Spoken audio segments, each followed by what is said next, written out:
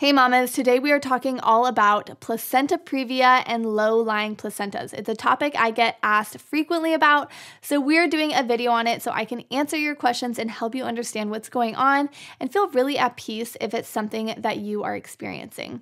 I'm Bridget Teyler. I'm a childbirth educator and a birth doula, and I love helping parents just like you feel confident in their pregnancies, births, and postpartum through empowering education. So if you're new here, don't forget to subscribe and then hit the bell so you're in the loop with all the future videos that come your way. So placenta previa is where the placenta is located low in the uterus and covers or comes close to the cervix. There are two main types: a complete or total placental previa, meaning the placenta fully covers the cervix, or a partial or marginal previa, meaning the placenta is partially covering the cervix or is within a few millimeters of it. Typically, a low-lying placenta is going to be seen on a second trimester anatomy scan, so somewhere between 18 to 22 weeks. Moms often panic if they hear that they have placenta previa, but there is good news. Most cases resolve on their own.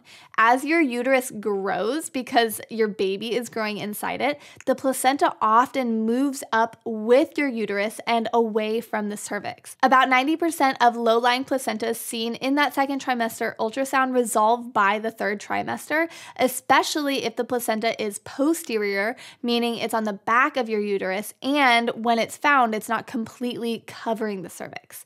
If you're told you do have a low-lying placenta, your provider will usually schedule follow-up ultrasounds throughout your pregnancy, often around 28 to 32 weeks, to check if the placenta has moved to a safe position for vaginal birth.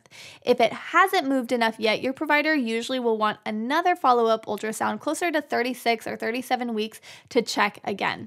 So, what is considered safe for a vaginal birth? For a vaginal birth to be safe, ACOG says there should be at least 2 centimeters of space between the edge of the placenta and the cervix. So if your placenta remains within 2 centimeters of the cervix or is still covering it later in pregnancy, a cesarean birth is typically recommended for safest outcomes. And this is because if the placenta is too close to or covering the cervix during labor, there's a high risk of hemorrhaging as mama starts dilating.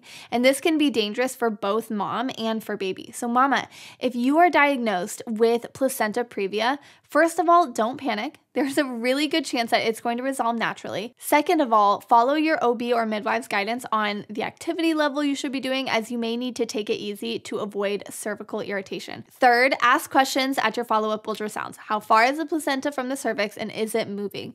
These things are going to help you have peace about what's going on and give you power to make decisions about your upcoming birth. And finally, if it comes down to needing a C-section because of placenta previa, this is one of those circumstances that you can be really, really grateful for the interventions that we have access to in order for safe and healthy births. Placenta previa is a great reason to opt for an elective C-section. And while you should absolutely give yourself the time and space that you need to grieve the vaginal birth that you wanted, you can also work on letting go of what you can't change and start focusing on things that you do have control over.